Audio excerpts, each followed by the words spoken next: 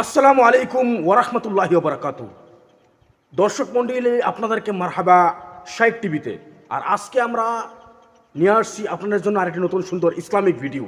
আর আজকে আমরা যে ভিডিওটি নিয়ে আসছি সেটি হচ্ছে যে কিভাবে ভারতে একজন হিন্দু পণ্ডিত রাসূল সাল্লাল্লাহু আলাইহি সাল্লামের বিরুদ্ধে কটূক্তি করেছে। আর সেই কটূক্তির জবাবে ভারতের মুম্বাই শহরে কত লক্ষ লক্ষ মানুষ রাস্তার মাঝে, রোডের মাঝে ভিড় করে প্রতিবাদ জানাচ্ছে। তাদেরকে কেন্দ্র করে আমাদের বাংলাদেশের প্রখ্যাত স্কলার আলেমে দ্বীন শাইখ আহমদুল্লাহ কি বলল। আসুন আমরা সেই ভিডিওটি বিস্তারিত দেখি যে শাইখ আহমদুল্লাহ এই বিষয়ে সম্পূর্ণ বিষয়টা নিয়ে কি বলল, কি বক্তব্য দিল। আসুন সেই ভিডিওটি আমরা সম্পূর্ণ ভিডিওটি দেখি। দেখুন, মুসলমানদের একটা জায়গা আছে, সেটা হলো নবী করিম সাল্লাল্লাহু আলাইহি সাল্লামের ইজ্জত, সম্মান, আবরু। এই জায়গাটাতে মুসলমান কোনো কম্প্রোমাইজে যেতে পারে না। সব জায়গাতে যা ছাড় দিতে পারে বা না পারে, এই জায়গায় মুসলমানের ছাড়ের কোনো সুযোগ নেই। সারা বিশ্বের সমস্ত ওলামা একরাম একমত, নবী করিম সাল্লাল্লাহু আলাইহি সাল্লামকে কটূক্তিকারীর শাস্তি হলো চরম শাস্তি, মৃত্যুদণ্ড। অনেক ইমামদের মতে তো এই লোক তওবা করলেও আল্লাহর কাছে তওবা কবুল হবে, এখন তো সে নাজাত পাবে না, দুনিয়াতে শাস্তি তাকে ঠিকই পেতে হবে। যদিও এর বিপরীত মত রয়েছে যে তওবা করলে আল্লাহ তাআলা তওবা কবুল করবেন সব অপরাধের মতো। বিষয়টা এতটাই জঘন্য যে তওবা করলে আখিরাতে আল্লাহ তওবা কবুল করবেন এবং সে জাহান্নামে হয়তো যাবে না, কিন্তু দুনিয়াতে তার শাস্তি ঠিকই কার্যকরের কথা, একটা শক্তিশালী মত রয়েছে ওলামাদের। তো এই যে ব্যাপারটা প্রমাণ করে যে নবী সাল্লাল্লাহু আলাইহি সাল্লামের অবমাননার বিষয়ে মুসলমান সবচাইতে সিরিয়াস থাকবে। আর ভারতের যে পুরোহিত নবী করিম সাল্লাল্লাহু আলাইহি সাল্লাম সম্পর্কে কটূক্তি করেছে, তার বিরুদ্ধে আমরা দেখেছি যে মুম্বাইতে মানুষ জমায়েত হয়েছে, খুবই ফেটে পড়ছে।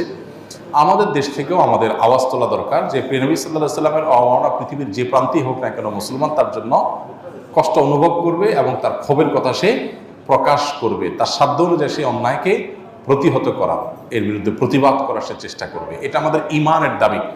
নবী সাল্লাল্লাহু আলাইহি সাল্লাম বলেছেন, লা ইউমিনু আহাদুকুম হাত্তা আকুনা হাব্বা ইলাইহি মিন ওয়ালাদিহি ওয়া ওয়ালিদিহি ওয়ান নাসি আজমাইন।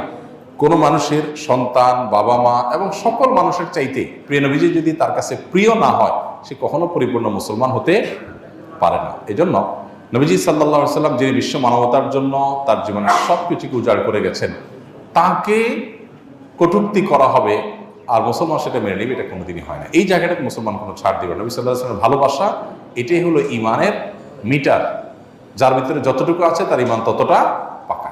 অতএব এই ব্যাপারে আমাদের প্রত্যেককে যার যার জায়গা থেকে প্রতিবাদ জানাতে হবে, সোচ্চার থাকতে হবে।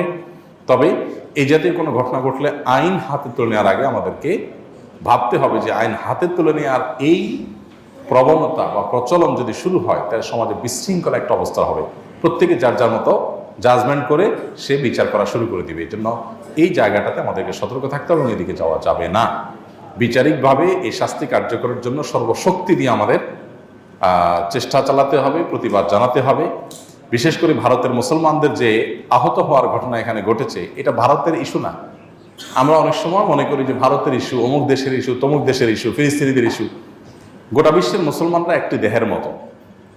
কোনো এক জায়গায় যখন আক্রান্ত হবে অন্যরা কষ্ট অনুভব করবে, এটা মুসলমানদের ইস্যু। আর নবী সাল্লাল্লাহু আলাইহি সাল্লাম যেহেতু ভারতীয়দের যে নবী, আমাদেরও সে নবী মুহাম্মদ সাল্লাল্লাহু আলাইহি সাল্লাম, ভিন্ন কেউ নন।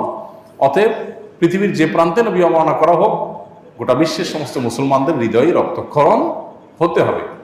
আমার বাবাকে, আমার মাকে যদি কেউ কটু কথা বলে গালি দেয়, সেটা কোন দেশে দিয়েছে এটা ম্যাটার করবে না আমার কষ্ট পাওয়ার ক্ষেত্রে। আমার কষ্ট ঠিকই লাগবে যে দেশেই দেওয়া হোক না কেন। বিধায় এটা ইস্যুটা ভারতীয় মুসলমানদের শুধু না, এটা গোটা বিশ্বের মুসলমানদের ইস্যু।